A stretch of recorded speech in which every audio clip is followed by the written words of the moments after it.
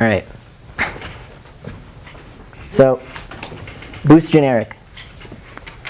I'm not sure how many people actually know what Boost.Generic is. I mean, currently, I think the only thing I've mentioned about it has been on the mailing list about back in December or so. But basically, the whole idea of the library Boost.Generic is it's an attempt to emulate as much as I can of the postponed C++ OX concept features, just all through preprocessor metaprogramming and macro invocations. So, brief overview of what I'm going to go through. Just a refresher on what generic programming actually is. Then I'll go through exactly what happened to concepts and why they're no longer in the standard. We'll go over substitution failure is not an error. I think most of you already know what this is. There have been some changes in the new standard that impact the development of this library that I think are very interesting, so I'll go over that. Then I'll go into a brief history of Boost.Generic. This just explains how I came to develop the actual library. It's actually kind of an interesting narrative. Then I'll go through all of the necessary tools that it took to get to this point. There's a lot of kind of strange tricks that involve C++ OX features that are used in odd ways. And then finally, we'll actually get into the concepts. We'll start out with some basic concepts and asserts. Then I'll go into how you actually create your own concepts and create your own concept maps. And then we'll end with future direction on where I would like the library to go. OK. So you tell me, what is generic programming? I'm kind of curious as to how much people actually know about generic programming and what it actually is. So if anybody has anything to say, I mean, bring it up. I'm only looking for a few keywords. So you can just shout them out. Static polymorphism, OK. It's not one of the things I was looking for, but anything else? Compile time. What was that? Compile time. Compile time? OK, yeah. Again, not exactly something I was looking for. Concept-based. All right, OK, that's one of the things that I'm looking for is concepts, OK. Concepts and algorithms are separated. Right, OK, good. Type parameterization. OK, well, you're getting there, so I'll just, here are the things I was looking for. Obviously, it's a programming paradigm, right? It was developed by Alexander Stepanov and David Musser. It's the paradigm that's used in the standard template library, Boost Graph library, the generic image library, and many others. It's algorithm-centric. So essentially what happens is you start with a bunch of separate concrete algorithms, as opposed to the OOP approach of generally starting with objects, right? You start with algorithms. And then from the separate implementations of similar algorithms on different types, you go through a process called lifting. And the idea of lifting is you look at all of the similarities between different algorithms, and you abstract away all of the differences. And from that, you're able to produce a set of requirements or constraints on your types and produce a generic algorithm. This multi-sorted algebras, this is how Stepanov tends to refer to concepts. And what it means is essentially concepts are acting upon multiple types at once, right? So when you're working in object-oriented programming, you generally get your polymorphism via interfaces or abstract base classes. Yet concepts, on the other hand, operate on multiple types at once. In particular, you can think of the iterator types, right? We have several iterator concepts, and not only do they have certain associated function and a requirement set on them, they also have associated types, which in turn have separate constraints. There's also refinement, obviously. For instance, random access iterator is a refinement of bidirectional iterator. All that means is that it has all of the same requirements and constraints with additional ones added. Concept mapping is something that can happen automatically or explicitly, and it basically specifies how a given type maps onto a given concept. Next, we have archetypes, which is basically the minimum conforming data type that meets all of the requirements of a given concept. And now that's very important for specifically when you're writing an algorithm. You have certain constraints set on that, on the parameter types of that algorithm. And what you want to do is be able to be sure that when you write the algorithm, you're not using any functionality that is beyond the constraints that you specified, right? So for instance, if your constraint was only that the type being passed was default constructible or something along those lines, if you internally try to copy the parameter, you did not say that you were requiring a copy constructible requirement, so it should, spit up an error when you're trying to create that algorithm. And that's importantly at the point of definition of the algorithm. right, of course, and that's true. At the point that you write the algorithm, not when you're actually instantiating the algorithm. And then next we have concept-based overloading, which is essentially just saying that for a given algorithm, you can not only just overload based on the actual types you're passing, but on the different constraints that they meet. So an example of that is split advance, which is overloaded for, I think, input iterators, bidirectional iterators, and random access iterators. So the random access iterator version advances in constant time, whereas the other ones have to advance in linear time. But it'll automatically detect everything. And the way that's actually simulated in the standard library currently, because we don't have concepts, is via tag dispatching, which I hope everybody is somewhat familiar with. Okay. So the end of C++OX concepts. So I'm not sure how many people are actually familiar with why concepts were actually removed from the standard, but essentially there were two philosophies behind how concepts should work in the standard. And specifically there was the Indiana proposal, which was under the impression that concepts should be explicit, and by that I mean that it wasn't enough that you'd specify a concept that had associated type and associated function requirements. You had to also occasionally, for certain concepts, explicitly specify that you model this particular concept, right? So for instance, if you have a concept that says it has an associated function, the increment operator, it's not enough just that you have the increment operator. You also have to specify explicitly, hey, I do model this concept, and then in addition to that, it also has to check for constraints. It also allows for auto concepts, which are the opposite of that. If you meet all of the associated function requirements and associated type requirements, then you are automatically considered modeling that concept. And then the last thing is concept maps. So you have, again, this goes back to explicitly modeling the concept. That's how you specify explicitly all of the associated types and associated functions that correspond with your data type that map it to the concept.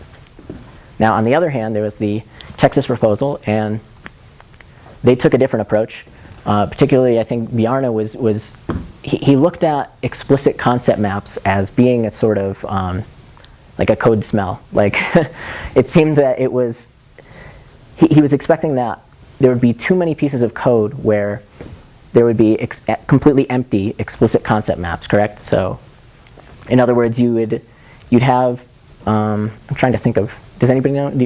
So the thinking was you would have something that completely modeled, had all of the complicated syntactic requirements to model a concept, and still he thought that it would be very burdensome if you had to write a concept map, especially an empty one that didn't add any particular behavior or anything to declare that a given type models that concept, even though you fulfilled all the syntactic requirements.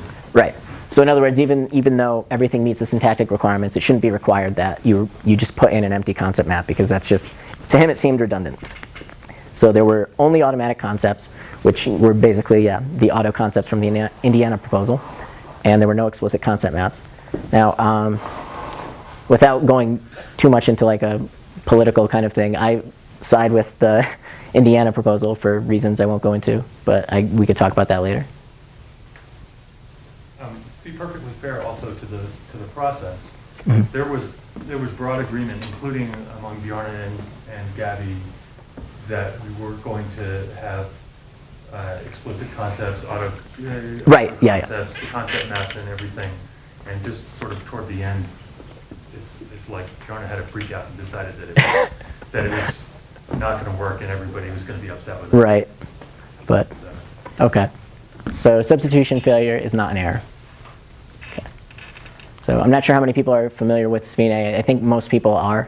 But essentially, the whole concept of SFINA is that when you're going through, when you're substituting your deduced parameters, your template parameters, if you produce a type in either the return type or the parameter types that cannot be evaluated, for instance, in this example, type name f : result type, if you try to call negate with an integer, right, and you substitute int for f, you don't want that to actually produce an error, right? You want it to just ignore that overload from the set when it's determining which overload is called, right?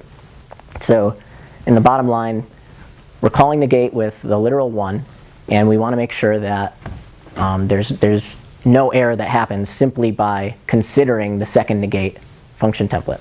We want it to just pick the first one, have no error whatsoever, and everything works out fine. So does anybody have any questions on that? I think that's pretty clear, right? Okay. So Boost has this little facility called enable if, and it basically exploits this whole concept in a way that it takes a Boolean condition, and depending on whether that Boolean condition is satisfied, it defines a nested type. And if it's not defined, then there's no type at all. And so we use that when working with function definitions or type template definitions in order to enable and disable particular overloads depending on whether they satisfy a given condition. So for instance, in this particular case, I realize I have a typo there that should be enable if _ c. Or you could just drop the : and on the inside. Yeah. Well, I only did that because I didn't want to show all of the definitions. So it's just enabling the first foo if there's a trivial destructor for the type that you're passing, and it disables it if there's not. So this is very useful because oftentimes you may wish to optimize your code based on whether or not a given condition is satisfied, in this case particularly if it has a trivial destructor or not. So that's the general idea of substitution failure is not an error. The new changes that have happened in OX, which are the fundamental changes that allow me to implement this library, are that, one, that it's been expanded to apply to any arbitrary or nearly arbitrary expressions that appear in either the parameter list or the return type. So for instance, if I tried to do an add operation and it appeared somewhere in the return type and that was not valid for the given types that I'm using, that would also, in effect, cause substitution failures and an error to trigger, and that particular overload would be ignored. And the second change that had been made is that SFINA is now aware of access. So for instance, if in that enable if template, if I had put a private before typedef type in O3, C++ O3, what would happen is even though type is not accessible, because it's private, you would actually get an access error because type is defined, but it is not accessible.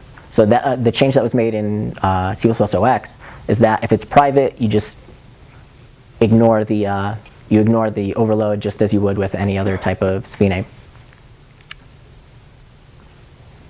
So okay, here we go. So how I actually got started with Boost.Generic. The subtitle, or how I learned to stop worrying and love the preprocessor, is because this is essentially one gigantic macro hack. So the whole idea is I wanted to create a macro that allowed me to specify concepts in a way that was extremely similar to the way that they were specified in the C++ OX standard.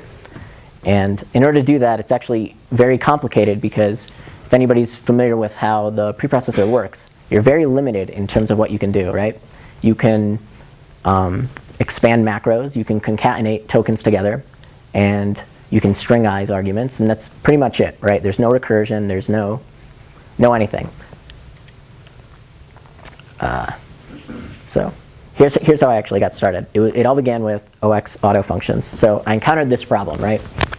And I think everybody who's familiar with auto functions knows the answer to this, but you're defining operator minus, and you're just having it work on any arbitrary types. This is nested in some kind of namespace or something.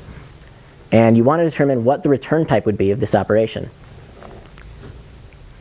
So the question is, how do you determine that? You're working on arbitrary types. What you really want to say is, automatically deduce the type from what the return type expression is, right? And so OX introduced this new feature called auto functions, or it's actually the trailing return type syntax for function declarations. And what it does is it allows you to specify the return type of a function after the parameter list. And this allows you to put the parameters, or actually use the parameter names when determining the result type.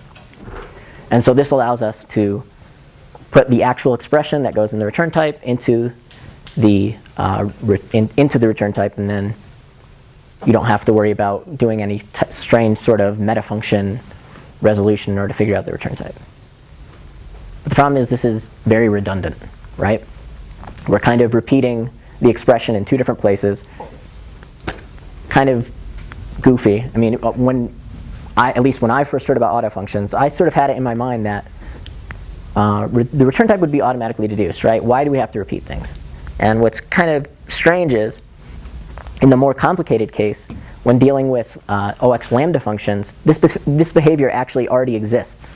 When you're working with lambda functions in OX, if you do not specify a return type and you have a one-line function, it will automatically do exactly what we're doing in the above case, except without having to have any redundancy at all. But you have to declare your argument. Right. Well, yeah. And the reason why there are no, you mean the LNR, right? Yeah. So this is nested, of course, in some kind of template. The reason why is it's not exactly similar to the above example is because you cannot template lambda expressions. They're not polymorphic. Okay. So I created this macro called Boost Auto Function. It's in the sandbox. And all it did was repeat the expression that appears in the lower part. That's not a typo there. There is not a semicolon there because that's actually a macro argument.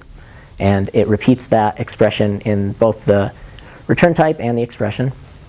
And so the whole idea was, okay, now all of a sudden there's no redundancy and I get exactly what I had in the previous slide.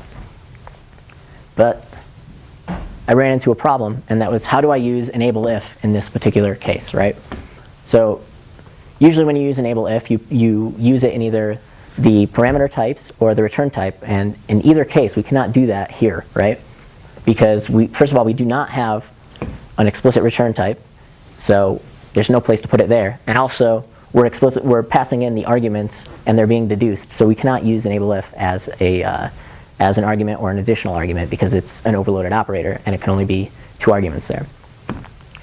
So my answer to this was to just add more arguments to my macro. And all I did was I created this syntax for passing in arbitrary meta function conditions, right? And internally what it does is it uses enable if. And right now, if you examine this code, what it does is, this is a hypothetical. It says is vector UDT, so just some user-defined vector type. If both of the operations are some user-defined vector type, then we want to enable this function overload. Otherwise, it's disabled via spname. And then I started to think, okay, well, if we can do this, then can we apply this similar type of thing to take advantage of the new extensions of spname? For instance, working with arbitrary expressions that we want to enable or disable based on. Okay, so I added even more named parameters, right? So what I did was I added this sort of try argument, right? And I try LHS plus RHS and negative RHS. And if those are valid expressions, then I enable this function overload. And also, if type name, this is just showing off the feature. If there's some kind of nested type called value type, then that's also another condition that's required. And it's, anyway, the point is, you're able to do a lot with spname. But ultimately, this is all in the wrong place, right? What we really want to do is we want to come up with a way to represent concepts. So, I'm sorry, can I interrupt for just a second? Yeah, sure. This is really cool already. Right, but it's really, really cool. Okay. Even if it's in the wrong place. Yeah. It's really cool. Yep. Okay. Cool. Glad you think so. So, at this point, I was saying, okay, it's in the wrong place, right? We want to define concepts. So, what if I take these ideas and instead of applying them to function overloads directly. What if I made a facility for creating something like OX concepts and then enable based on that? Make it so that way I could generate some type of meta function via this preprocessor metaprogramming, and have it so that way I could check it and get sort of a true or false value from that to see if it actually models the concept. So this is the equality comparable concept definition that was in 03.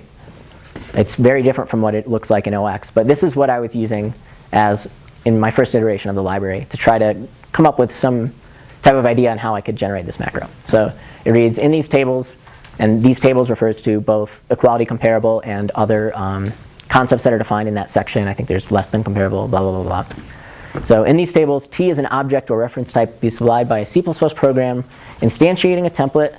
A, B, and C are value type, possibly constant T.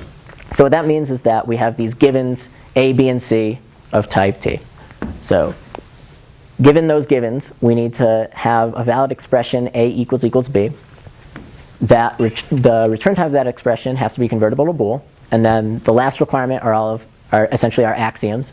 So it says equals is an equivalence relation that is, it has the following properties. For all A equals A, which is just reflexivity. A equals B, then B equals A, which is symmetry. And A equals B, B equals C, then A equals C, that's transitivity. And so I looked at all of these different requirements and I said, okay, what are the basics I need out of a macro in order to represent these requirements? And this is the first iteration of the macro, and this is what it looked like, right? So it was originally not called ad hoc concept. I've kind of deprecated it, and that's why it has that name now. So I declare a name. That's the parameter type list. So it operates on one type, T, which, if you remember from earlier, T is the object that we're checking if it's equality comparable. That for right there is how I specify givens. So for T const A and T const B, try A equals B. So does that operation exist? And is the result of that operation convertible to bool, right? And so what this generates behind the scenes is, it's not exactly a meta function. It's a type that contains many meta functions. And the idea is, if I want to check if something is equality comparable, I can check each of these conditions individually, and depending on which ones are or are not satisfied, I can give a static assert and tell you specifically what you did wrong. So for instance, in this case, if you provided an A equals B operation for some arbitrary type that you created, and it did not have a result type convertible to bool, and you checked via another macro if it modeled the concept equality comparable, it would tell you explicitly, it would have a static assert that just says, error, it is not convertible from decal type A equals B, comma, bool. And so that was the first iteration of the library, and I was extremely enthusiastic about this. I posted it to the mailing list, and I was like, hey, everybody check this out. And there was general positive response. And then, of course, Dave said, wait, this is all well and good, but why don't you just follow the same kind of approach that the OX concepts proposal did? And that is have pseudo-signatures, right? So in the OX concept proposal, instead of specifying these kind of arbitrary expressions and metafunction conditions, what you do is you say, I have an associated type and an associated function that must match the signature. And it's kind of a loose match. It says that the return type that's specified in the pseudo-signature must be convertible from the type that you are returning, and it specifies all the arguments that must be required. So I said, you know what? About 2 months later, I realized that Dave is ultimately completely correct. There are other reasons why I decided to go along with the pseudo-signature approach, and that is that I could automatically generate archetypes. And so about 2 months after that, which is I think February or March, I decided to scrap this approach, and I decided to implement pseudo-signatures. And so before I did that, I decided, okay, I'm going to take a step back and see exactly what can be accomplished, like exactly how many features from the OX proposal can I start emulating here. And so these were my overall goals. First of all, obviously, I wanted to represent concepts as closely as possible. N2914 is the last working paper that had concepts in them, so I was using that as a reference. Support the major features of concepts. So I wanted to do pseudo-signatures, associated templates, associated types, constraints on associated types, and so on. I wanted to keep the error messages simple, in particular even simpler than the Boost concept check library. I wanted to automatically generate archetypes, so that way when you write your algorithms, you can test them with archetypes that it automatically generates. I wanted to support concept overloading, which is the big feature, which is what we were using tag dispatch to simulate for STD Advanced. I wanted to allow a choice of backends. This one's kind of interesting. So because I was planning on making a macro that was able to take in these things that look very much like the OX concepts proposal, I should in theory be able to output via macro invocations not only this sort of emulated concept, but also the actual code that is equivalent in terms of the OX proposal. And the reason why that's important is because there's concept GCC, which is now somewhat dead, but there's also concept Clang, which is actively under development. And so if I can output directly the standard concept code, then on compilers which support the concepts as an extension, I would be able to directly support them there rather than emulating. So that's a huge goal. And the other thing was I wanted to minimize the pain inflicted on compilers. Just kidding. Did you succeed with that last one? I did not. That's why there's the just kidding. Well, now, are you distinguishing between the preprocessor and the compiler? I'm inflicting pain on both. So, in fact, much more on the preprocessor, as it turns out. Okay, so this is an example from M2914 of how arithmetic-like is defined. And so I use this as sort of a base reference of what syntax can I possibly get out of this in a macro form. And so just briefly, in case you're not familiar, this specifies a non-auto concept called arithmetic-like that operates on one parameter t. It's a refinement of regular type, which means that it's copyable, it's equality comparable, default constructible, destructible, etc. It's also a refinement of less than comparable. It has a unary plus operation, has negate, ... There's actually something like 10 or 15 other things that it refines. It's a fairly complicated concept. Those that follow are the associated function requirements. Here they're explicit constructors. So you have to be constructible from the largest integral types, both signed and unsigned, and also from the largest floating point type. And then we have some requires conditions. So we require that the result type of the unary plus operation, for instance, is convertible to the original type t that we're operating on, right? And there's actually like 20 more related requires clauses for the other associated operations. So this was the original hypothetical macro syntax, and this is actually what ended up being put into the library. There were actually more iterations before I settled in on this syntax, but it looks pretty similar, right? So I'm not going to go line by line on this. I'll explain in detail later on exactly how this works and which lines are associated with which. But I think here you can at least see the similarities. So here, I put together a list of exactly what I thought I could accomplish so far. So associated types, I already know I can check. We know that Sphene is capable of checking if certain types are present, right? Associated functions, similarly, we can check arbitrary expressions via Sphene now. So that's also a yes. Multi-type concepts, I didn't show an example of that, but it's fairly obvious that if we look at the previous slide, I could just tack on an extra type and nothing else about how I deduce anything like requires there to be only one type there. So multi-type concepts seem to be pretty reasonable. Concept maps, these are implemented just simply as template specializations. So for instance, you can pass in a given concept name and all of its associated parameters that you're checking if it complies to that concept. And if you have a concept map defined, then that's the specialization that's picked. So concept maps seemed like at this point that they could be supported, which they are. Archetypes, I already established that I could generate based on pseudo-signatures. That feature is not implemented yet, but I'll get into that. So actually, wait. So concept refinement, is actually a sort of difficult problem.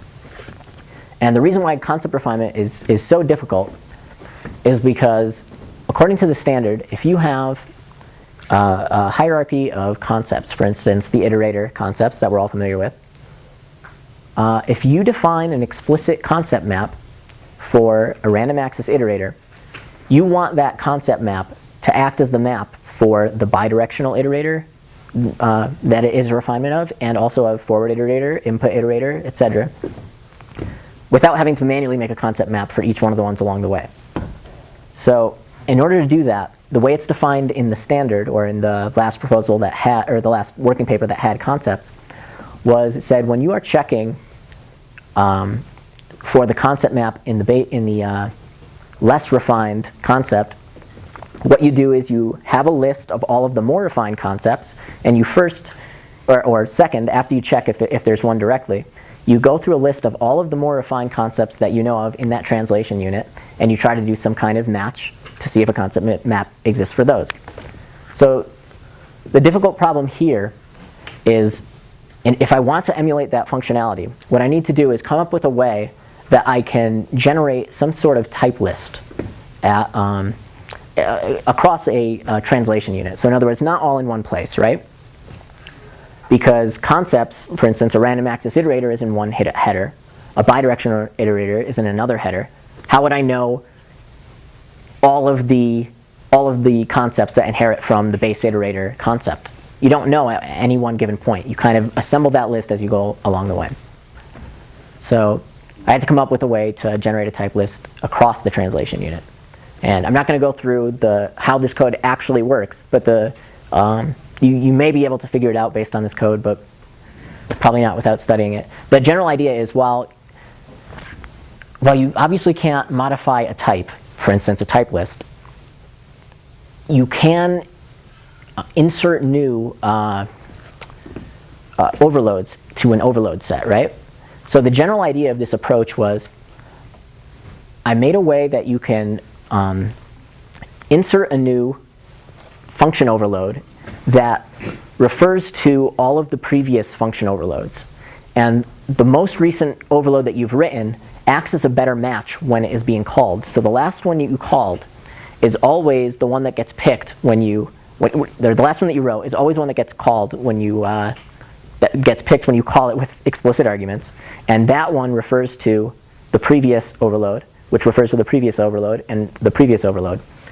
And the idea is, through that process, you're gradually assembling a type list.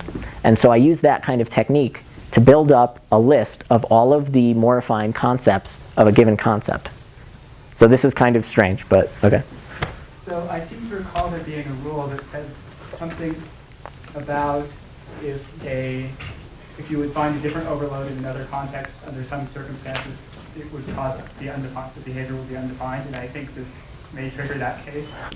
Repeat the question. Oh, sorry. He said that he thinks that this may trigger undefined behavior. Is that right? You said it's or it's undefined in the standard. I mean, what happens, right? Yeah.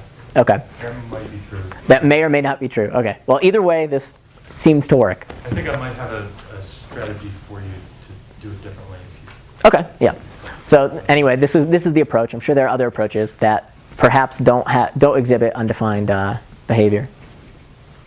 But anyway, so concept refinement seems to be something that can be handled, right? Next thing is a little bit more complicated, and it's typename deduction. So here's an example. This is not in the standard. This is just showing off the problem in a more complicated context. So we have some hypothetical auto concept called hasFind. And associated to the type that's passed in as the argument, there's a key type and a map type and an associated function that takes the original object and an instance of the key type and yields a pair of the key type and the map type. And then I created, some very basic type that should, in theory, model hasFind, and it has an associated function find container comma int. Now, in the standard, this is actually enough for it to realize that hasFind is modeled. And the reason why it's able to deduce map type, even though we didn't explicitly specify what map type is via concept map, because of the return type of find, right? Because it returns a SCD pair of the key type, in this case int, comma, float. And so at first I was like, okay, this behavior is kind of complicated. Do I really have to support this, right, for my emulated concepts? And it turns out that you actually do. And the reason why is because this type of behavior is actually exhibited in probably about 90% of the concepts in the concepts header. That is, all of the operations that have, for instance, has dereference, has plus, has unary plus, require don't require it. I mean, you could obviously write an explicit concept map to specify the result type. But for convenience, you need to automatically deduce result type from the operator if it's present. And this turns out to actually be a huge problem because there are many, for instance, arithmetic-like, inherited from, or refined many different has operations, right? It had has unary plus, has binary plus, has all these other things. And so if I can't automatically deduce the result type, there's not really any explicit way for somebody to provide the nested result type without writing explicit concept maps for each of the less refined concepts. So is that kind of clear? Or are people lost? Or I was fine up until the very last sentence. Oh, okay. So which part? So the part where, for instance, arithmetic-like inherits from the previous. No, I got that Okay. It refines all of those other concepts, and then your conclusion was, and then I. Oh, sorry. So the conclusion is that, okay, you want to be able to define a explicit concept map for arithmetic-like type, right? And the problem is, it's a refinement of all these other smaller types, of all these other smaller concepts, right? But they all have the exact same associated type name. They're all result type.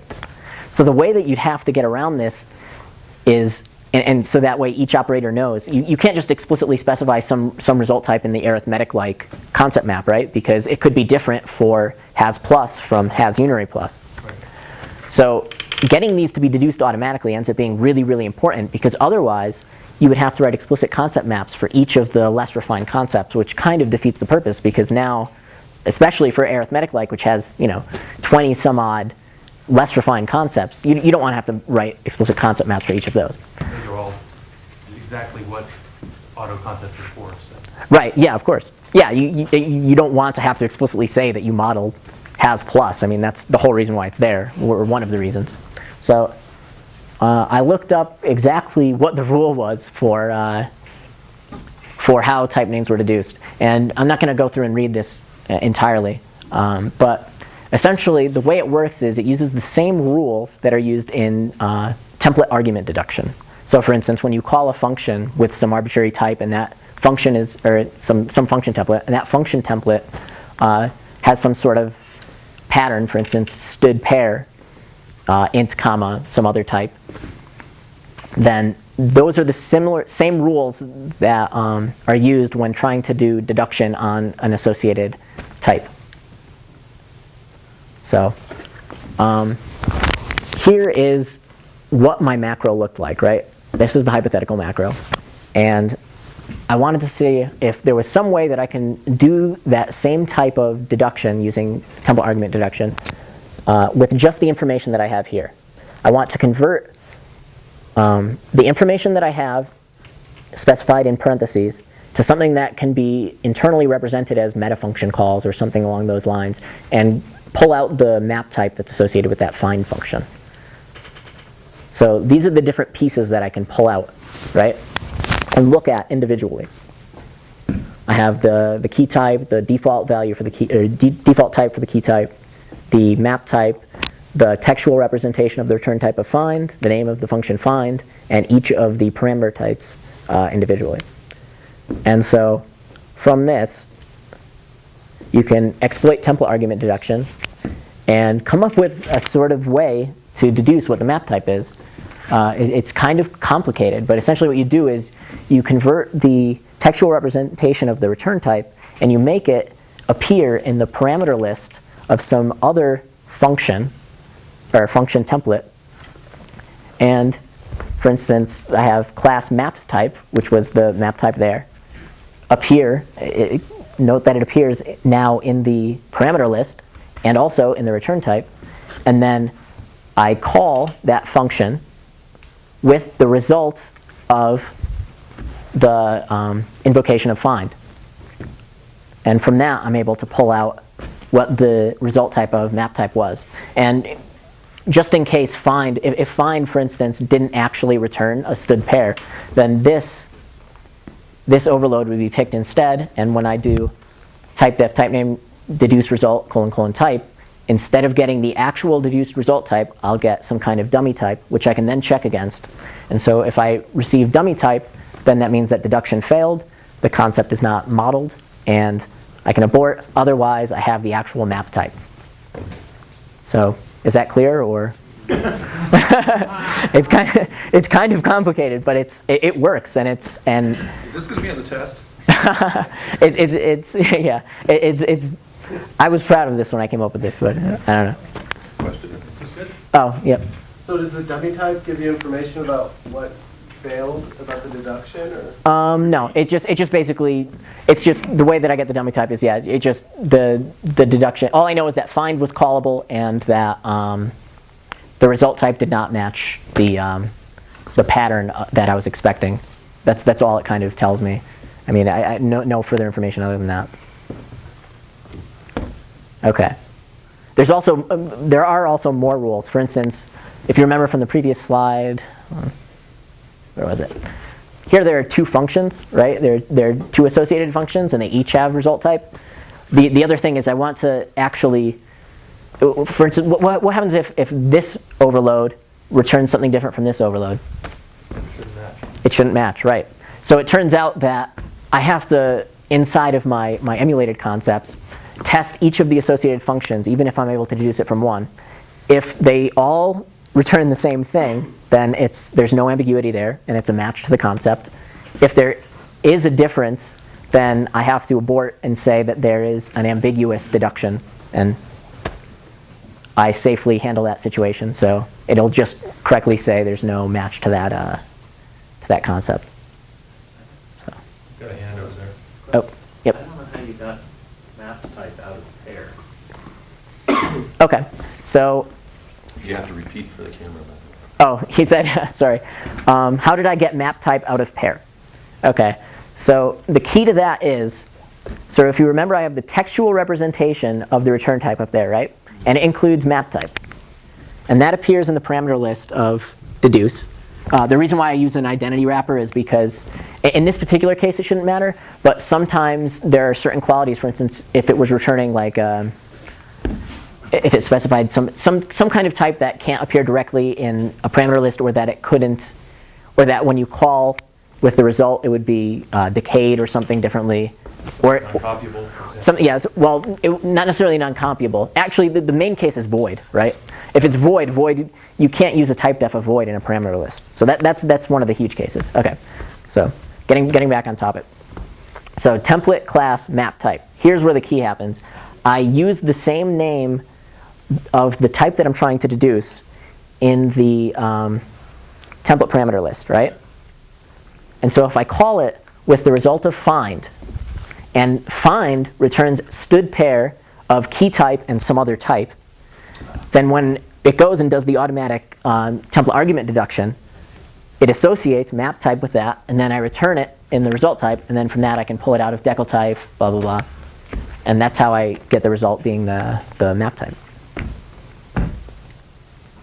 So yeah, it's pretty complicated, but it works.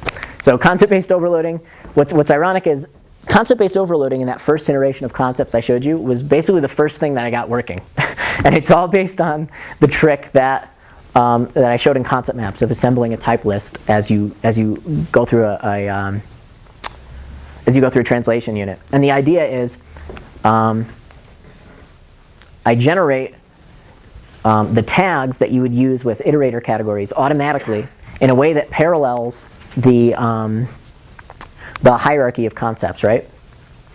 And so using that auto function macro, what I did was I generate a stub function which automatically examines each of the parameter types, pulls out the associated tag type, and this tag type is actually a type that inherits from all of the other tags that are associated with concepts that this particular type models. And I got that from, again, that type list. And from there, I forward those parameters along to another function call.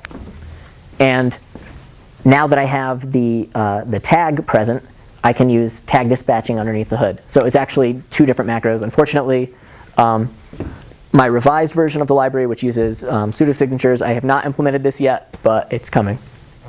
Now, what I'm missing here is the perfect forwarding. Oh, well, this is just showing off what advanced could hypothetically look like in just a standard implementation. I'm not showing the perfect forwarding or anything here. But you already. Yeah, but it is perfect forwarding. Yeah, or quote unquote perfect forwarding. But It's perfect. it's imperfect. It's perfect. No. So the conclusion is almost, right? So I can kind of do concept-based overloading, but you require some kind of stub function. So it's ultimately just doing tag dispatching underneath the hood. But at the very least, you don't have to come up with these iterator tags or anything like that. And it works with all concepts, obviously, not just iterators. So going on, I actually defined a bunch of concepts from the standard library and have included a bunch of asserts that you can use with those concepts. Of them, there are 7 or 8 concepts in the OX concept proposal, or last working paper with a minute. And I have all 78 of those implemented. A couple of them, I forget if there are a couple in concepts that I can't technically implement because they require intrinsics. But underneath the hood, I do kind of like a pessimistic thing of just, if I don't know if it's modeled, I just say that it's not modeled. Container concepts, I'm not there yet because the containers are actually really complicated. I don't handle nested member requirements, which are required for many of the container concepts, at least for the legacy container concepts. Iterator concepts, I have all 8 of them made. However, currently, explicit concept mapping to random access iterator is broken. So that's kind of shitty, but memory concepts, this is the hard part because there's associated templates which require template aliases underneath the hood, which only currently Clang supports, and they just added support for that, I think, 2 weeks ago. I think Doug Greger tossed those in. So I need to start testing on Clang and getting those working. And finally, there's these aren't in a particular header, they're just under concept.support in the standard. And they are things such as same type, I think convertible's in there, maybe not. Those are the intrinsic concepts. Right, they're intrinsic concepts that generally require, some kind of intrinsic support, but for instance, same type, because this is only an emulation of concepts, I don't need all of the special casing that same type needed in the standard. If you're not really familiar with what I mean when I say that, same type actually does aliasing of the types, and it's actually, there's a special casing when you're defining concepts that you actually need special casing for same type. I'm not going to go much further into that, but for instance, template argument deduction, right, requires same type A comma B. That can be used internally to deduce the an associated type if the other part of the same type is already defined. You kind of get what I'm saying there? So that's one example. But also, the other big thing is when generating archetypes, if 2 types are supposed to be the same, you want in the archetype those types to be the same. If that's clear, yeah. That's another example. Okay. But I need some way to, when generating the archetype, detect that, okay, these are the same type, rather than having some type that models one concept and another one that models the same concept, but they're not the same type.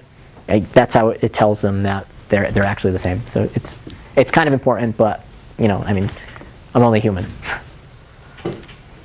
So here's the basic header structure for including concepts and for including assert. It's pretty basic. It's the Boost.Generic std concept / and then the associated header file that's provided by the OX standard prior to concepts being removed.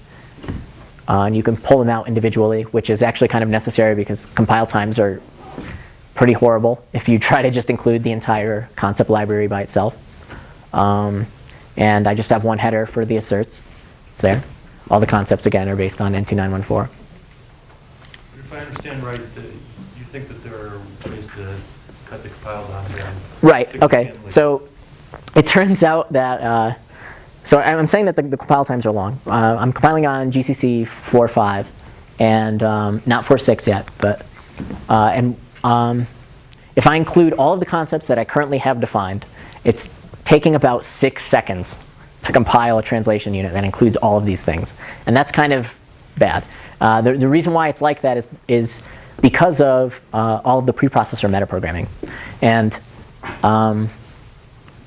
in particular, the thing that causes it is in order to parse these really complicated concepts, I generate an internal representation. I parse the entire concept into an internal representation that's easier for me to do multiple passes over, or to, and also to, if I find errors in the first pass, I don't partially generate part of the concept. Instead, I get an error, and then the internal representation I can check if there's an error there and not generate any code at all.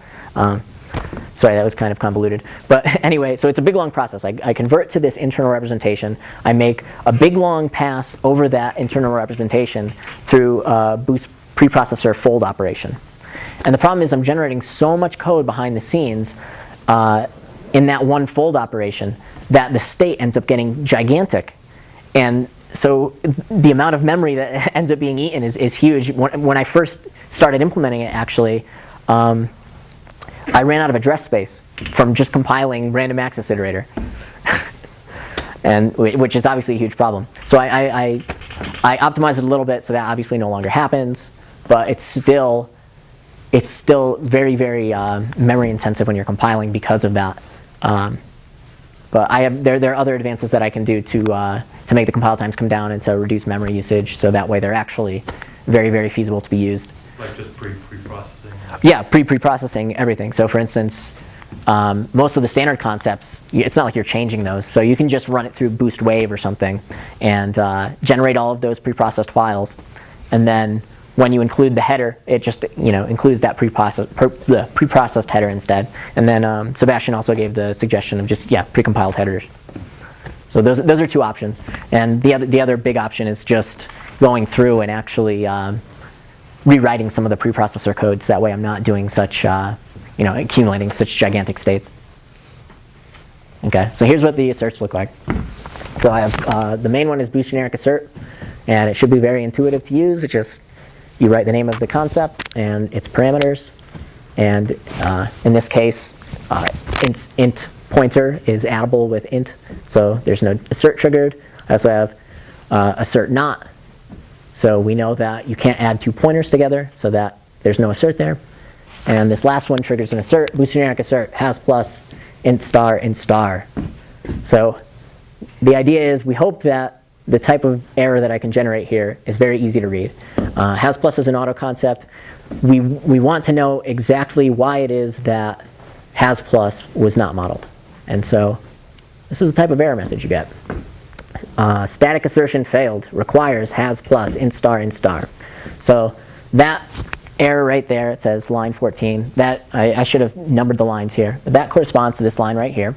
So the first error you get points directly to the line where the assert is.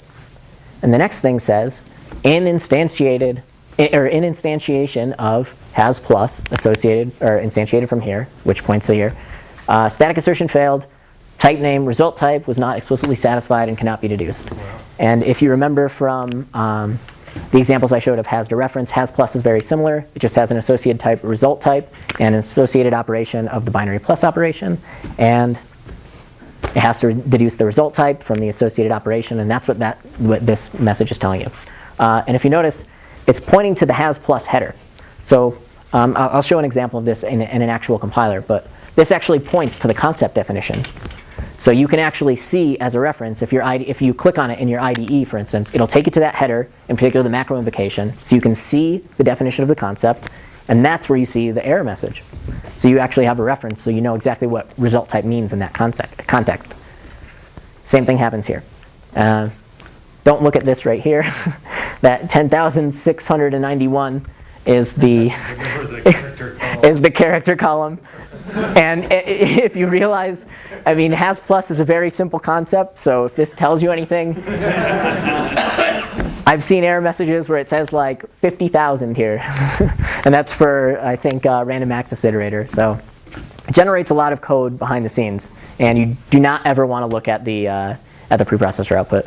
I've had to look at it much too often. Okay, actually, wait. Before I do this, I'm going to show you an example in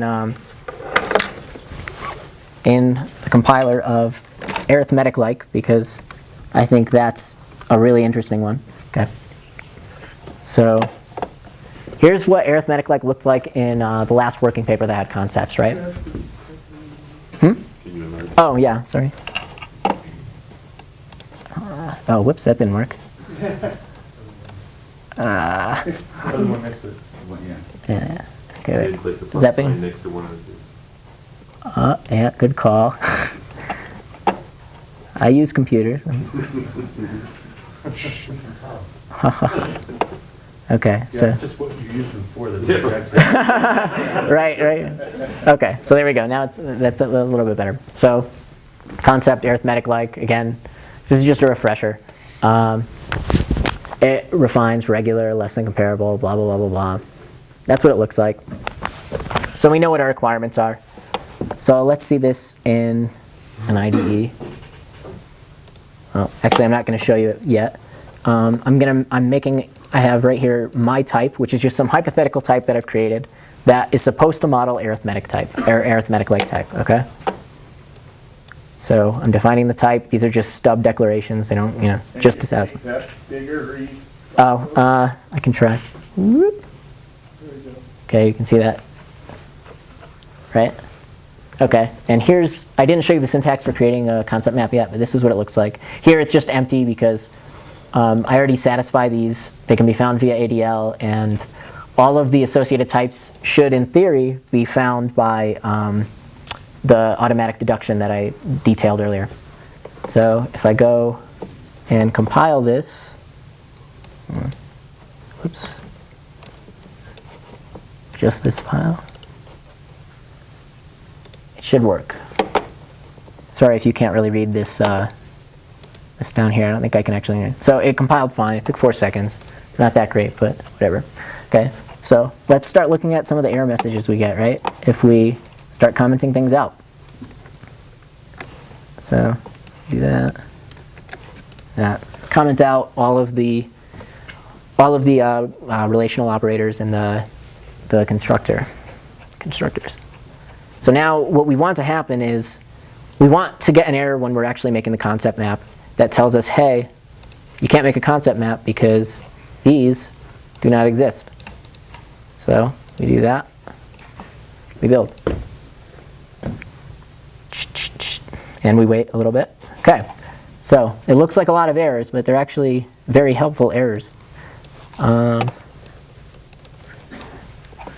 people actually read that? I'm sorry, that's really small.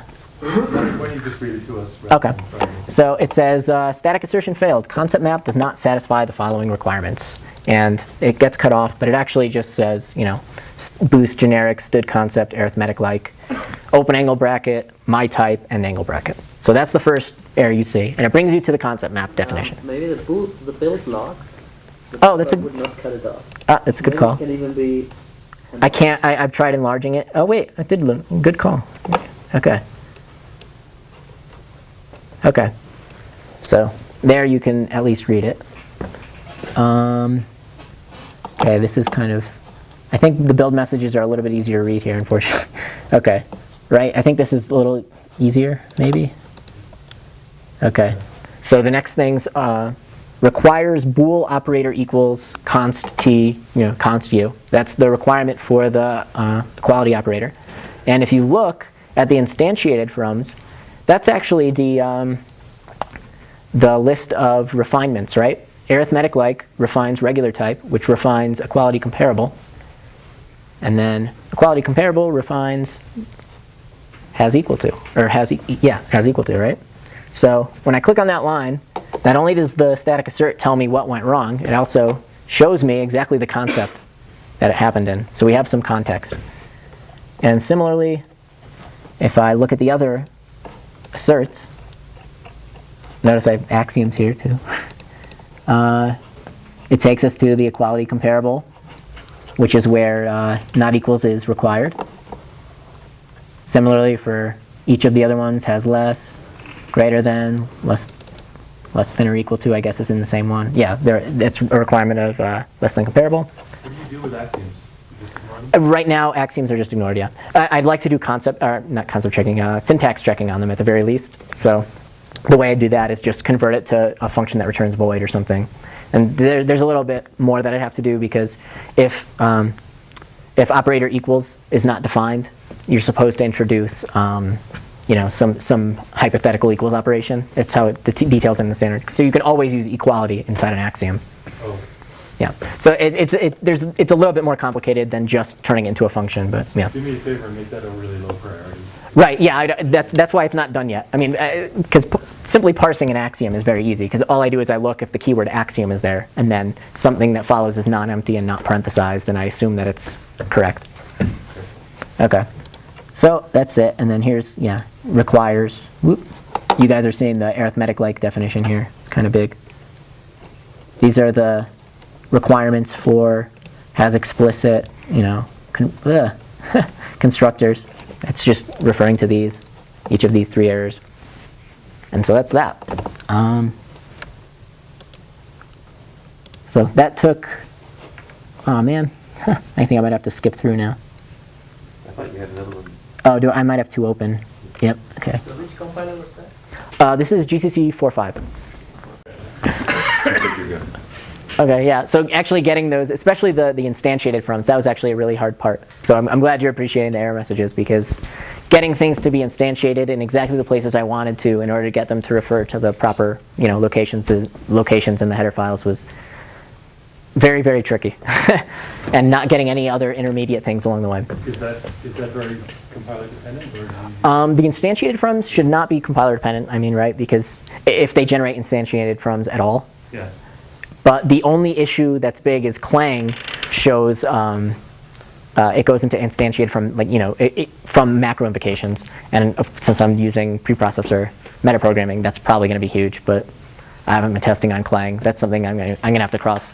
I'm gonna have to cross that road when I come to it. But there's also a flag that lets you turn off that feature in Clang. So, is that what you're gonna say? Or? Yeah. Okay. Yeah.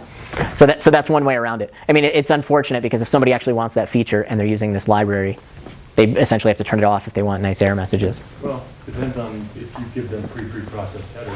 Yeah, that's true. And the only other problem is with if you do pre-processed headers, when you get that static assert, you're not going to see that nice macro definition. So that's the only problem with that. That's one of the main reasons why I really want to stress just optimizing my own preprocessing. It might depend. If you can insert the right line directives in there, then you may be able to fool it into referring to the right place in the code. You'll have to talk to me later because I'm not sure exactly what you're saying, but I take it that okay. Have you seen pound line? Yeah, I've seen pound line, but okay. So I didn't. Okay. Well, Okay. I'll explore that.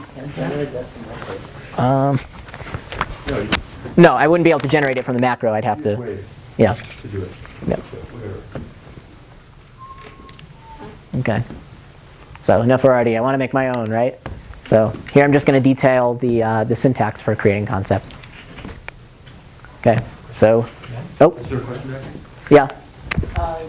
Try sticking a track in GCC system header, and it should not go into the macros.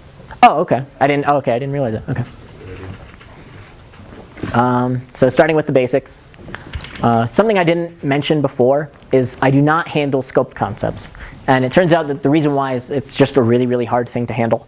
And especially when I get into concept-based overloading. Because the problem is you have to capture what concept map was at the scope of the first algorithm call, and then you want to pass that concept map along. And that's just too much. I'd have to somehow make it so that way from inside of a constrained template or something, constrained algorithm. Yeah, version 2. It just ends up being too complicated. So I do not support scope concept maps. And what happens is, in order to not do scope concept maps, you have to define all of your concepts at global scope. It doesn't mean that you have to put all of your concepts in global scope. You just have to invoke the macro at global scope. And so I've created this sort of syntax, just namespace followed by your namespaces that you require. So that would be generic nested inside of the Boost namespace. And then here, of course, is the name of the concept and the concept parameter list. So that closes your namespace? It opens and closes, yeah. Opens it and then reopens? Is that what you're doing? Okay, so you get a nice little static assert message if you're not at global scope. As soon as it, okay. Oh, If you're not at global scope, that's what happens. It'll give you an assert. just a suggestion. Yeah. Maybe this is crazy, but if, to avoid making people go to global. Close out. You could have it close the existing scope and reopen it. That's a good idea. Yeah, okay. So he was saying that instead of having it set way I have to invoke this at global scope, allow it to be invoked at some nested scope.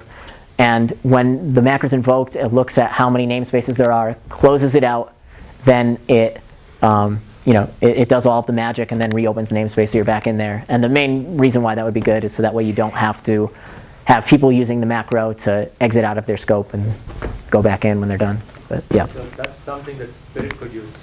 That's not Spirit, Fusion could use a lot, because right now a whole bunch of Fusion adapts have to be at global scope, Mhm. and that makes Fusion code Very, where things are defined are not where they're used. Mhm. Okay. There are Cool. other complications with doing that. Oh, okay. So, oh yeah, also another thing, this also supports unnamed namespaces. So if you just insert a comma and then nothing else, it's an unnamed namespace. All right. Oh, sorry. Yeah, I walked through this. I forgot that I had these in here. This is why there are 99 slides, by the way, because a lot of them are just me underlining things. So yeah, I think it's pretty clear.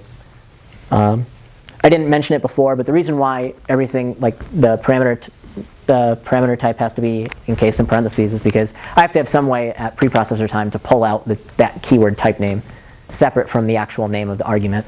And the only way to really do that in the preprocessor is to encapsulate it in sort of parentheses. I don't think that's true. I mean, if I had commas, it would work, but I have to account for multiple parameters. Well, you said it's not true. Can you expand? Well, I think the normal trick for detecting keywords Mm-hmm. is to concatenate. Right, yeah, and that is actually what I do for most of the library. The reason why you can't do that here is because this doesn't necessarily have to be type name or something. It could actually be like a user-defined type def for a value type. I actually do support concepts that have value types. So I can't just simply go through and check if it's type name or whatever, you know? Okay. So yeah, that's it. Okay. So here's identity of. This is how identity of looks in the last working paper that had concepts. It's very basic. It just has an associated type called type, which is equivalent, or actually it's equal to the concept argument, and we require that it's the same type as the argument itself. This is what it looks like in my library. Open up Boost.Generic auto concept. I'm assuming this is at global scope, but it's in the library. It's nested in Boost.Generic std concept. So this is the difference from the previous slide. This concept is auto, matches up with auto concept up there. The name, parameter list. The default definition here, I can't just detect an equals there, so I have to use a comma. But it should look pretty similar. And the requires line looks exactly the same, which is pretty cool. Member function requirements. I do not yet have member type name requirements, but here's how you do member function requirements. All right. Kind of complicated. So I should have highlighted this. You write the. Actually, I should have done associated group or associated function requirements before member function requirements, but. And you just said something that confused me. You said you don't have member type name requirements. Member type name requirements are not. So I do associated types, but not associated type member requirements. So for instance, the legacy. Yeah. Okay. Okay. Cool. It ends up being a little bit more complicated to do that for various reasons. What? Yeah, those are basically for like the legacy allocator and legacy container type concept. So yeah, you put the return type in parentheses. I can't do T:::, so anytime you see T:::, I use this syntax, this open parentheses, the type in parentheses, and then the name of the associated function. The parameter list, you can just put const volatile, whatever, appearing after the parameter list. Here's a constructor. For constructors, you don't write a return type. You just write this T, and then it's immediately followed by the parameter list. For the destructor, you just write this T, destroy. You still have to explicitly write the parameter list. It just has to be empty. Question? Yep. What if I have a member file called destroy? Well, it's actually, he said, what happens if you have a member function called destroy? There's no return type here. So that's how it differentiates. If there were a return type here, then this would work for the member function called destroy. But since there isn't, it knows that you mean the destructor. So you've already seen kind of a sneak peek of this in my example in the compiler. AutoConcept has equal to. Here's what it looks like. I'm not sure if I walked through. The key is I can't directly support operator with the actual equals token, right? I have to come up with names for each of the individual operators, which I've gone through and done. And it's just a special case for each of them. So you just have to make sure that you know all those names. And here's the big table of names if you're curious. How do those match the long-running discussion? Exactly, I was just going to bring that up. So there's a long-running discussion on the mailing list. I think it's pretty much resolved now, right? Or no? Is it still going? I don't know. I'm not sure if there's ever been quite a resolution. I think a lot of people just said, all right, this is how I think, and there's no point arguing anymore. Okay. For the most part, I just said. In on what you're talking about? Oh, so we're referring to, there's this discussion on the Boost mailing list about the type traits extension, right? So there's the things that detect if you have all of these things, which is essentially what I'm simulating in my library. And I think some of the discussion is, for instance, plus assign is one of them. There was some discussion if it should be plus equal, but I used plus assign. I'll explain the rationale for why I chose these names. What was the other one you said? Unary plus versus negate. Oh, or unary minus versus negate. Okay, so Left shift versus shift left. right, left shift versus shift left, all of these different things. And so everybody, it's amazing how much people actually care about this stuff. I mean, it is important that you get a name that's intuitive, that everybody understands. And the way that I came up with these names are actually just based on the OX standard. And so the OX standard had all of these concepts, which were, as I showed earlier, has left shift, has right shift. And so I just, So all I did was I adapted those names and just converted them to the lowercase underscore lowercase.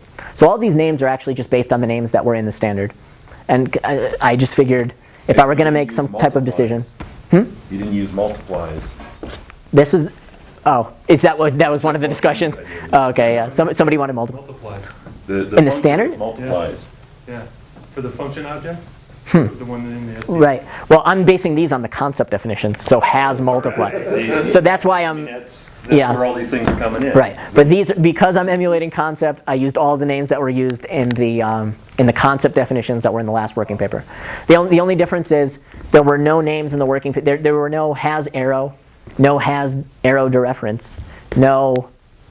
They didn't have ones for the allocation. Those are called something different. So I had to just come up with names for those. And so just out of curiosity, everybody knows what, in C++ 03, which of these operators has to be defined as members, right? Yeah. Maybe, yeah. So it's just basically, assign, new and delete. You can overload those globally, but if you want to overload them for a specific type, you have to do them as members. The arrow operator, subscript, blah, blah, blah, blah, blah. So addressive. Oh, wait, no, I don't know if I think addressive you can do non-member, right? Yes. Okay, yeah, so addressive is non-member as well. I think the deal was they wanted to prevent you from overriding these for the built-ins, but then That doesn't make, yeah, I mean, there's plus. Yeah, yeah. So I don't know. And another thing that's interesting is all the compound assign operators, those can be non-members. It's just the actual assign operator has to be a member. Anyway, so there's a similar thing that goes on when defining concepts, except you don't have a choice, right? You actually, when you specify the concept requirements for if something has, for instance, operator plus, you have to specify that one as a non-member, even though you could specify it in 03 when nested inside of a type. You can define that as a member operator. So they have these sort of rules for concepts of which things have to be members and non-members, and unfortunately, it's completely different. Not completely different, but different from what it was in 03. In fact, only the ones that are highlighted right there have to be implemented as members. All the rest of them have to be implemented as non-members. And when I say implemented, I mean they have to be defined that way in the pseudo-signature of the concept. So if you go and you try to implement concepts using the macro, you have to make sure that you define them so that way the appropriate things are non-members or members. I also didn't, so these are all the operators. The only one I didn't cover was convertibility. This is what it looks like in the standard. This is what it looks like in my library. You just write explicit, followed by operator and whatever type you're converting to, and the parameter list. Again, this is non-member. That's why the conversion operator actually takes a parameter. Here goes back to the automatic deduction. Result type is pulled from that. Again, no difference. I already went over this. Automatically deduces result type. Here's concept value parameters. True is, I think, the only standard concept that uses a non-type concept. Does anybody know any different? Okay. I'm pretty sure it's the only one. And it takes a single bool argument. And the whole concept is, or whole idea is, that when defining another concept, you can put not an arbitrary condition, but for instance, here I'm using is even, some kind of condition to test and require that v modulus 2 equals 0. This is how I test that concept is even. And if that's the case, then is even is automatically defined for any integer where v modulus 2 is equal to 0. How do you use this concept? How do you use this concept? Yeah. Can you elaborate? Or I mean, this is how you use true. If that's clear. I'm not familiar enough with this concept proposal, I guess. So under what condition would this be used? Well, this is an example use case. I mean, so when you're testing some type of condition that you have a generic function that takes an array and it needs to have an even number of elements in the array so that it could do some pairing thing. Right. Oh, sorry. I didn't realize you meant that specifically. So you want to make that concept that asserts that the array length is even. You would use something like this with the. I'm not sure that concepts could take non-type template parameters though. They can. Yep. Really? Yeah. They can take templates too. That concept can take non-type template or non-type template parameters. Yeah. They can take integers, bools, and even templates. It's complicated. I only support values, and they can also be variadic. Variadics are something that I'm working on right now. I have. Variadic concepts. Yeah, variadic concepts. Right now, for instance, I have constructible, which in the standard was a variadic concept. Constructible, it takes the type that you're trying to construct, and then a variadic list of all of the argument types. Right now, I just provide constructible 0, constructible 1, constructible 2. So they're still usable, but I'm not at the point that I can implement variadics. But I took a lot of care into making it possible to do them. So all the frameworks there, I just have to parse them in the preprocessor. And if you're curious, the way that I'm actually going to parse them is instead of doing ... I obviously have no way of detecting that in the preprocessor. Instead, I use comma, comma, comma. So it'll be interesting. But I haven't gotten to that point yet. But it should work, and it should look pretty similar, right? That's pretty cute. Yeah. But in the preprocessor, doesn't comma, comma, comma just give you? Yeah, well, yeah, and that's how I detect it. It gives you separate arguments. So they're encapsulated in parentheses, and then I detect if it's empty and yeah. Okay, so this is what it just looks like in my library. I didn't show the concept map, but I'll show that later. Refinement and axioms. We've already kind of seen a sneak peek again in my example on the compiler. Copy constructible is a refinement of move constructible and constructible T, const T, and it has an axiom of copy preservation. Here, as I said, constructible is normally a variadic concept. I can't do that, so I have constructible 1. I use public to specify that it's a refinement. I chose public just because refinement is akin to inheritance, and we use public when using inheritance most of the time, so it's kind of clear. And you just provide all of your less refined concepts in a list, comma separated, and you just provide an axiom just as you did previously. And as Dave pointed out, the reason why I'm able to accept this perfectly exactly the same syntax is because I don't do anything with the axiom, right? Just kind of ignore it. I look that it's there. So let's look at iterators. This is what it looks like in the standard. And here's what it looks like in my library. There's something that we, actually I think I'm going through this line by line actually. Okay, yeah. So iterator and the template argument list, or the concept argument list I should say. We've already seen this before. Similarly, we've seen how to do refinement. Here's something new. So the line up top, move constructible reference, that's just a quick way of saying that it's an associated type name requirement, and reference has to be move constructible. The way I handle that is with similar syntax, except you just wrap the requirement in parentheses. The default, again, is separated by a comma instead of an equals, but everything works. There's post increment result. The reason why I'm underlining is because, in theory, it should be deduced automatically. So when somebody writes a concept map, they shouldn't have to explicitly specify post increment result, right, as an associated type. It should be deduced automatically if they have operator post increment defined. Oh, I think I. Oh yeah, no, that's right, right? Where is, yeah. Right. Okay, yeah, post increment. So it should be deduced automatically if the person provides a post increment operation. Actually, this is where my deduction breaks down and is what I've been working on for the past, I don't know, couple weeks, trying to get this to work. It's actually, there's a lot more to typename deduction than what I showed in the earlier slides. And it's mostly dependent on the fact that there are type names with certain requirements placed on the type name that you're trying to deduce and other things. I can't really go into all the details, but it essentially makes it so that way it's very difficult for me to deduce what post increment result is. I wish I could explain it better than that. It's kind of weak, but it ends up being difficult. Requires has reference. We've already seen this, blah, blah. I'll just skip through these. We're running out of time, I think, too. So just to be clear, as I said, I can't get deduction to work on that just yet, but it is coming. But at the moment, the workaround for that is when you specify your concept map for an iterator, you just explicitly specify what the post increment result is. We don't run into the problems that we had earlier because there's no other associated type in some other refinement that has post increment result that it conflicts with. So you just explicitly specify it. Okay, I skipped a little bit. Random access iterators, right? Kind of complicated. It ends up being, unfortunately, kind of a mess.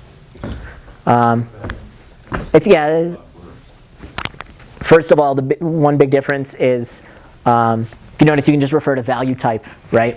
In random access iterator in the standard version. We can't do that here because value type comes from the bidirectional base. And that's a dependent name in my emulated concepts. Obviously, I have no way of getting rid of that. So you have to explicitly specify where the heck that is and that it's a type name. Just as, we've always been used to doing this, so it's not too much of a difference. But it's still kind of an ugly thing. Second thing is, something that I haven't talked about here is, I have a cross out through those defaults. Currently in the library, there's no way to concept map associated or create associated functions from within an explicit concept map. And there are lots of reasons for that, but the main reason is I have no way of injecting those functions into a place that can be found by argument-dependent lookup, right?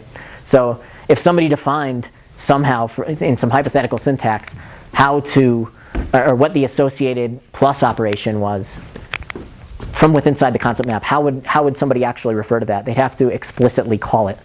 And there's obviously a syntax for that. I think in the standard, you just write the name of the concept and all of the parameters, : operator plus. But first of all, I can't do that. And I can't find it by ADL, so that's just a feature that I've kind of left off. I will say, however, though, I do allow for the syntax of defining a default here, even though it doesn't actually do anything. But I parse it and make sure that it makes sense. And the way you do it is the same way you provide a default for types. There's not really one here, but for instance, you just, at the end of the pseudo signature, you just put comma and then open brace and the definition. And again, I just ignore it. But at the very least, what that's good for is if I ever get to the point where I'm able to provide a backend that just outputs code that, for instance, Concept Clang can use, if I have that default there, then at the very least, Concept Clang can take advantage of that. Do you have anything to say there? Or? It looks like you're a little distraught. No. No. It seemed like there maybe was a big opportunity for using inheritance of your concept templates, so that if you derive random access iterator of X from bidirectional iterator of X, then you don't need to do that qualification. Which qualification? The Typename bidirectional. I actually do use inheritance there, but even still, it's a dependent name. So even if I didn't write bidirectional iterator, I'd have to write random access iterator. Yeah. So yeah. You might look into what I did in the rewrite of the Boost concept check library that makes that less painful.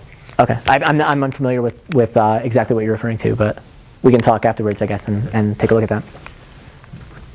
So yeah, he was just, sorry, I didn't repeat the question. He was just pointing out that, yeah, there may be a way to get rid of that whole type name bidirectional iterator thing. One way to do it is to just have a self type that, so you can just say type.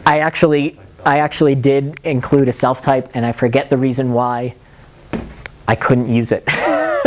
But yeah, I do define like self type in terms of random access iterator, and that's there in the implementation, but there was some kind of problem with it. But it seems simple enough, but oh, I remember what it is. The problem is I have to define self-type. The places I'm doing the static asserts, the self-type cannot be visible for some reason.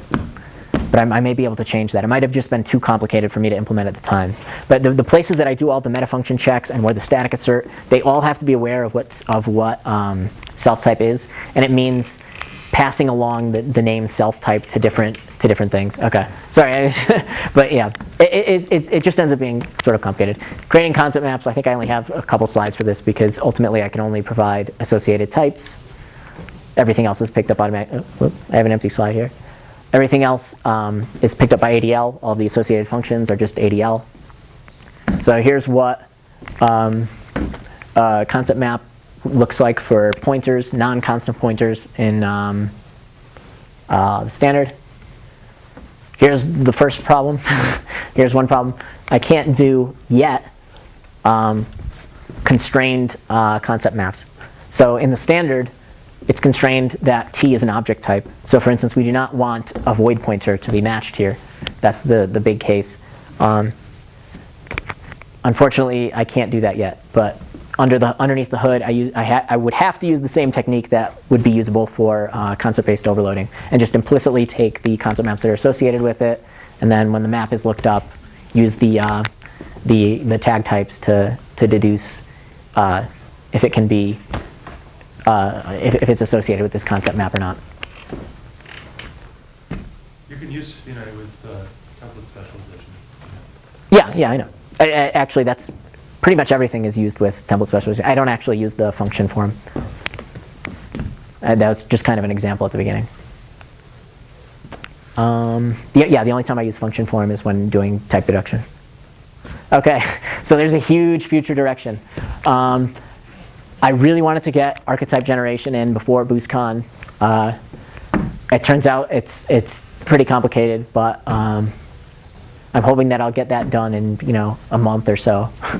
Other things: improve preprocessor error detection. Currently, it explodes in a horrible mess if you screw up the way that you're passing parameters to the macro.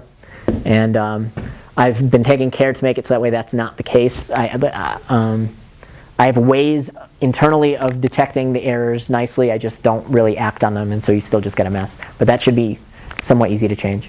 I have no documentation other than basically these slides at this point, and also all of the definitions that are in the headers. Now that Clang started supporting a lot of the OX features, I can actually start getting this up and running on Clang, so I need to start doing that. I haven't mentioned Microsoft Visual C++.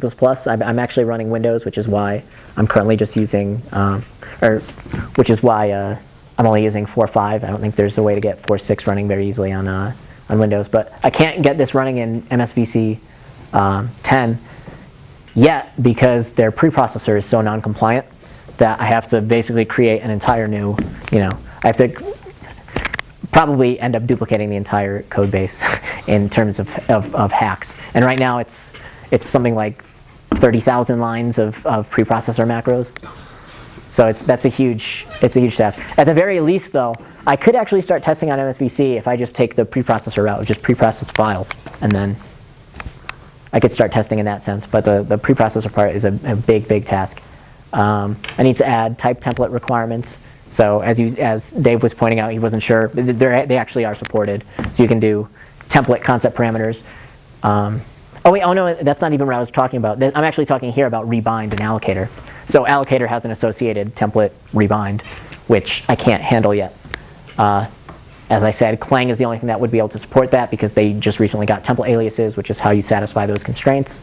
I need to parse variadic concepts, which again, I'm using comma, comma, comma. Allow ref qualifiers on member function requirements. This is something I actually didn't even know about until I read the standard, which is ref qualifiers. Does anybody know what they are? I mean, I'm sure Dave does. I think you mean like R value reference this parameter. Yeah, I think that's how people refer to it. But yeah, it's just after the CV qualifiers on the member function, you can actually put either an ampersand or 2 ampersands or nothing at all, and that specifies how the this pointer is bound, right? So.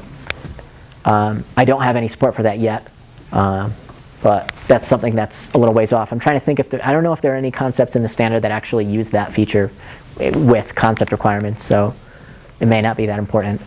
Then I want to finish implementing all the concepts that were in the standard, do basic syntax checking on axioms, optimize the preprocessing. I'm probably going to be doing that along the way. Make a backend targeting concept Clang, concept GCC, even though concept GCC is pretty much dead. This is actually a really easy thing to get accomplished. And as you've seen in all of my static asserts, I basically already do the transformation that's necessary to get it into the syntax. So that should not be hard at all. In fact, I may do this very soon and just start using concept Clang to do some testing and see how that goes. Depends on which I find more interesting, I guess. Then finally get Boost.Generic reviewed and hopefully into Boost. And finally create concepts. I would like to create all the concepts for different Boost libraries and have them actually use this library. So that's pretty much it.